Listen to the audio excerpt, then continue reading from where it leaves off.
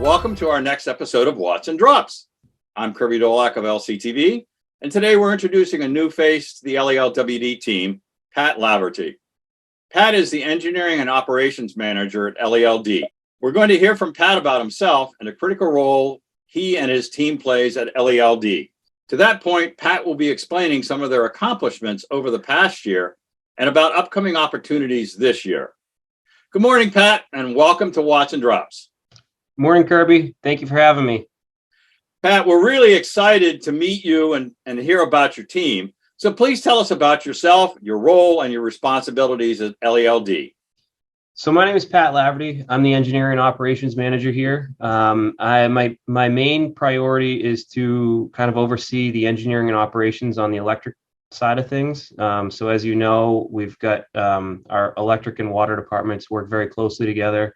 I work closely with our operations team, our linemen, our technicians, our office staff, really to support the main goal, which is providing electricity to our population in the most economical way possible, and obviously in the most reliable way possible.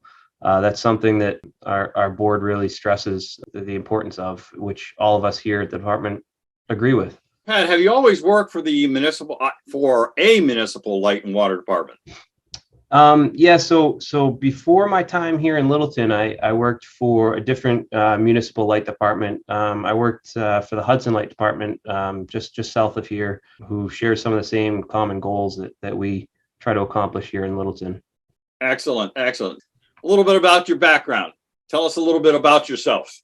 I live here in town with my wife and two small children. We like to be pretty active. Our hobbies include, spending time with family, playing sports, traveling, being outside, things like that. Why did you decide to come work for LELWD? Because it's a great place. Yeah, so there's a lot of different reasons and different reasons why I wanted to work here. Two that really come to mind is the fact that the department's so close knit. People truly care for each other and care for the community here, which is, makes it just an overall great place to be. The other reason is it's such a unique set of learning opportunities. Each day brings something new, especially working for a smaller department such as this. No 2 days are the same. You come to work and you could be working on any one of 100 different things, whether it's, you come to work thinking you're going to do one thing, then all of a sudden there's a car accident, a pole hit on one side of town. You need to stop, drop what you're doing and go assess that. It makes it, a really fun, challenging place to work at the same time. Sounds like you have a very unique skill set, Pat, that you're bringing to the organization. Tell us a little bit about what your team's been working on this past year. Yeah, so over the course of the past year, we've been fortunate to accomplish a lot of projects. So some of the things from the engineering side of the house that we've done, we've made some major improvements to our SCADA system. You're not familiar with what that is. Our SCADA system it's basically a system that allows us to remotely monitor and control different devices in the field. Some of the infrastructure that we've had in place has been starting to age, and so we've taken a proactive approach to start to replace some of the devices that we have. It's really going back to that reliability aspect that I mentioned earlier. Everything we do is really geared to have the highest sense of reliability at the lowest cost, and that's something that we're very proud of. Another project we've taken on is we've updated our GIS system, our geographic information system. So that basically is our database of all of our field assets, and it makes a nice pretty map that shows you where different assets might be in relation to one another. We did that because it kind of ties into a separate project that we've had ongoing, which is our AMI project, which is our advanced meter infrastructure project that basically allows us to intelligently figure out where our load is throughout certain parts of the day. And another added benefit is that it allows us to identify any outages that may occur. Tying our GIS system with our AMI system, and now our CIS system, our customer information system, we're able to produce an outage map. One of the things that we're going to be rolling out in the next year or so, or less than a year, is a public outage map for customers, so that if there's a weather related event or if something happens, they'll be able to go to our website. They'll be able to see, okay, here's a map of the Littleton system. This area seems to be hit with some power outages, very similar to some of the maps that people might see from some of the other utilities in the area. It's going to be helpful because if a customer is able to see the information that we already have, that might limit phone calls to the office or emails to the office, and it'll allow us to respond that much more efficiently. That'll also help operationally. Our bucket trucks, our linemen will be able to know, okay, there's a large outage in this area. It'll give a great situational awareness to basically the whole department. On the operations side of things, we've been proactively replacing failed poles that we've identified. We've been proactively addressing some of the aging infrastructure. Like I mentioned before, it all ties back to reliability. One of the larger scale projects that we've had has been converting open wire to tree wire.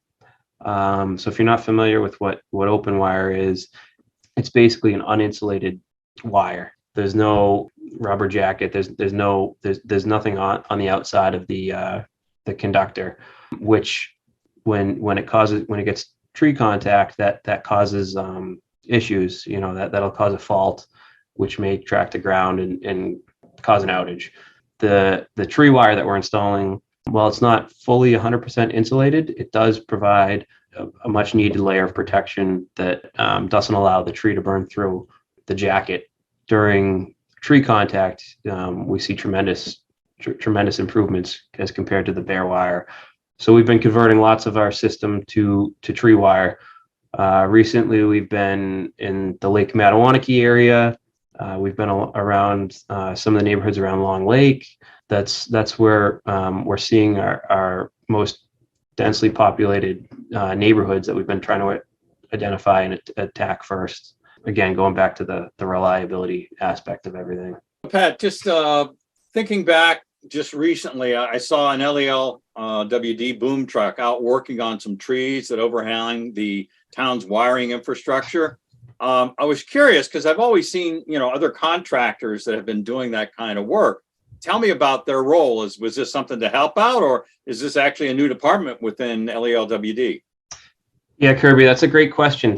Historically, we've always contracted with tree trimming companies, and we've always gone out to bid and identified, certain contracts and usually gone with the lowest bidder. The thought being that would give us the most bang for your buck, if you will. We'd sign anywhere from a 1 to a 3 year contract with a company to come in and trim our lines.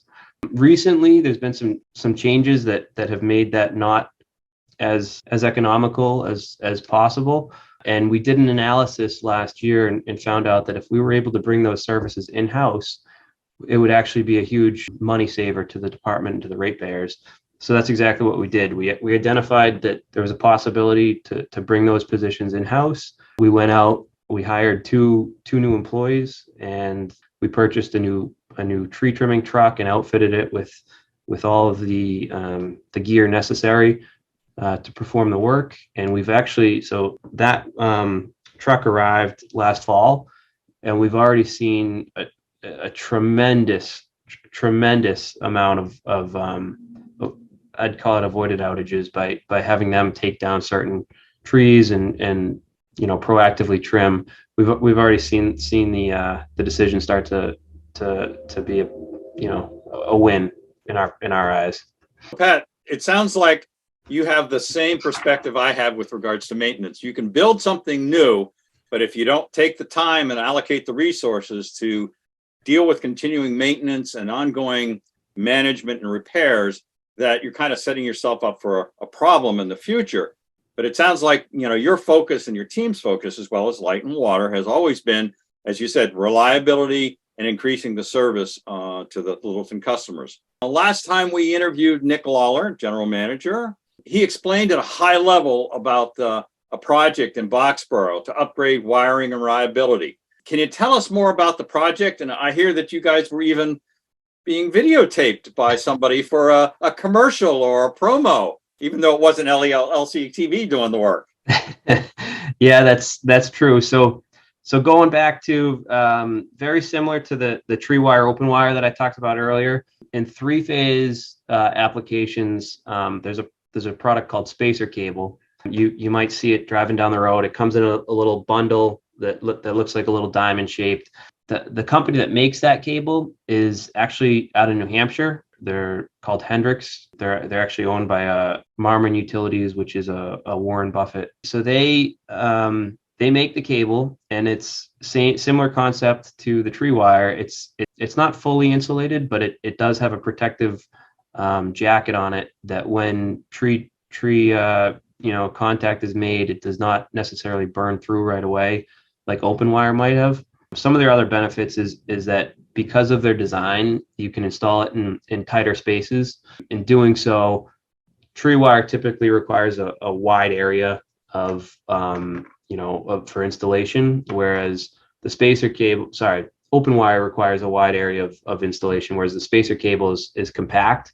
And actually, that means that you need to do less tree trimming to have the same effect, which is an added benefit. But we partnered with Hendricks because they were due to make an updated training video on how to install their product.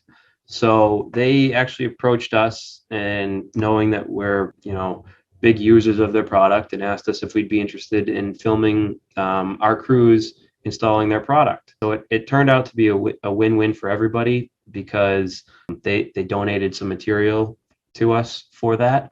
Our guys are now movie stars. So the final product from Hendricks hasn't been produced yet. They're still editing it and going through it, but we're excited to see what it looks like when things are all said and done. You're going to rent the Points Theater out there and have a public showing? I'm sure that when the video is available, we will make it known on our social media and website and all that. So yes, and you guys do have a good social media effort there. So it sounds like you guys have been very busy supporting not only Littleton but Boxborough. What do you got scheduled for 2023? I mean, that's a lot of work that you're going to top and go beyond, so to speak. Yeah, so we're really planning on building on some of the success that we've had over the past year, and we're planning on taking some of those projects I mentioned to the next level. We're going to continue. We've seen such a great impact on the tree wire and the spacer cable. We're going to continue installing that just about as fast as we can. We also just received a grant from the state to install some more fiber in our system, which most of the people listening might not know that we also maintain a fiber network. Connects not only our building, but buildings such as the police station, fire department, town hall. It's a pretty important system that we have, because it keeps a lot of the municipal buildings talking to one another. And we just received a grant from the state that we applied to extend our infrastructure to some of the existing buildings and properties that don't have fiber to them right now. That's going to be a rather large project. The other thing that I mentioned a little while ago, which is going to be nice from a customer perspective, is that the public outage map that we're talking about, that we're anticipating that to go live within the next couple months. It's one of those things you don't ever want to use because you never want outages, but our first event that we have to use it, it'll be important. Are there any other mechanical upgrades that you're doing or plan to do, for instance, that tie in either with your outage area that might help the line crews do their job?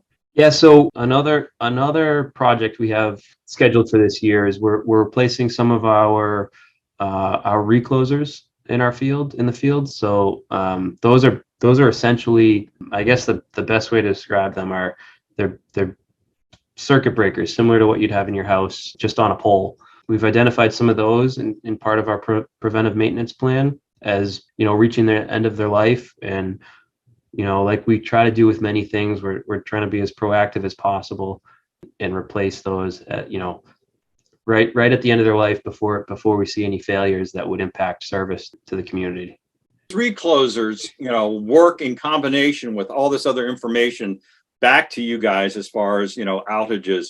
And it sounds like the normal practice that we've seen in some of the mock accident events that we've done with your teams is to basically, once you see there's a problem, you get crews that go to the reclosers on either side of the feed or send, whatever, and break out that particular location that's of question. And that gives us or your line folks an additional level of safety. Is that what the purpose of them is?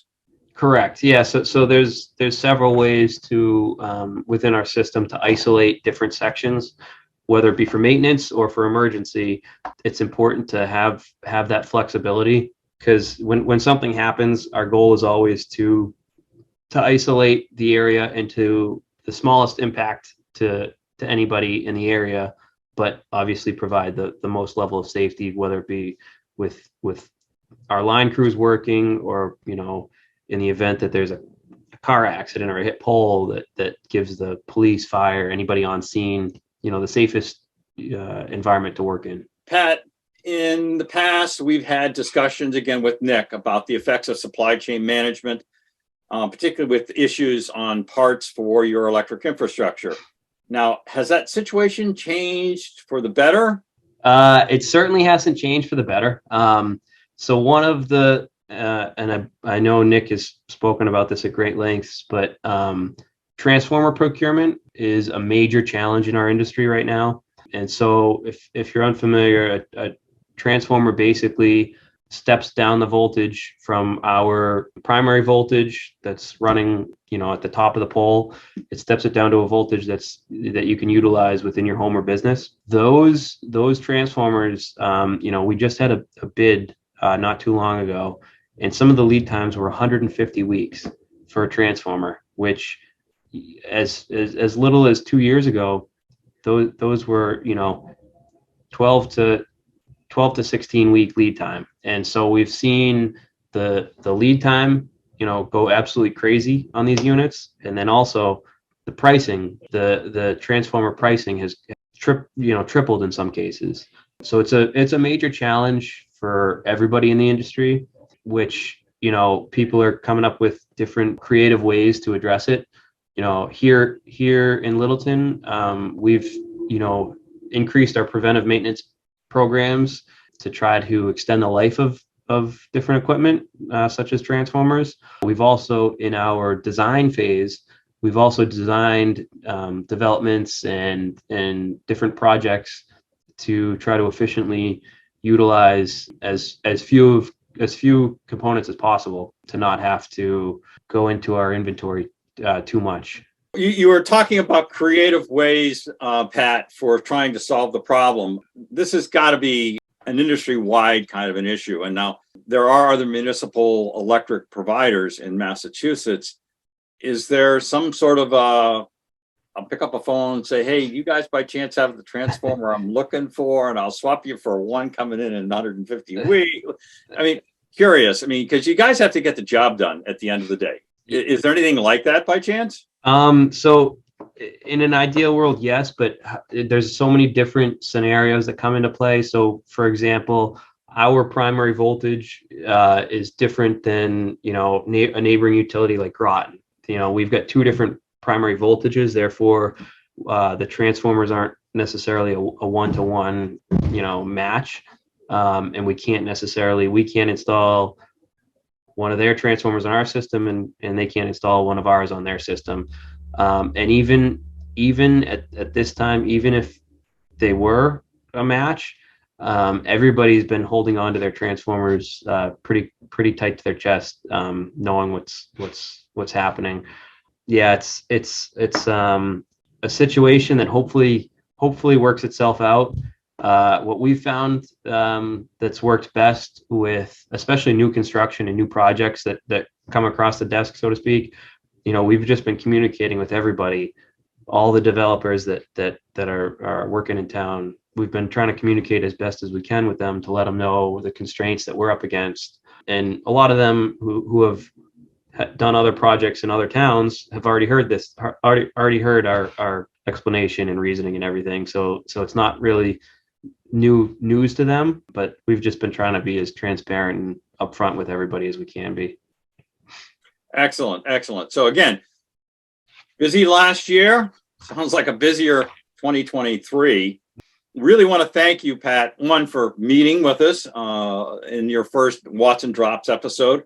We're really looking forward to the clear explanations that you gave us today on supply chain issues for the projects that you're doing to extend the life of the existing infrastructure. Those are all critical things to, one, reliability, resilience, and low costs in operations. Nice to hear about the tree trimming group that's now in and its impact, its positive impact to your bottom line and to the communities. Thank you again for meeting with us. Is there anything you'd like to share about maybe some upcoming projects or events that we might be talking about here at the next Watson Drops episode with you? I think we covered a wide variety of topics, so I don't have anything further to add. But I just wanted to say thank you for the opportunity, and I look forward to speaking with you, in the future. We've met with Pat Laverty today from Littleton Electric Light Department. He's told us a lot about what he does and what his team does, and we can see that it does a lot of good benefits, has a lot of good benefits to the community. So again, thanks, Pat, and we'll talk to you next time. Thanks, Kirby.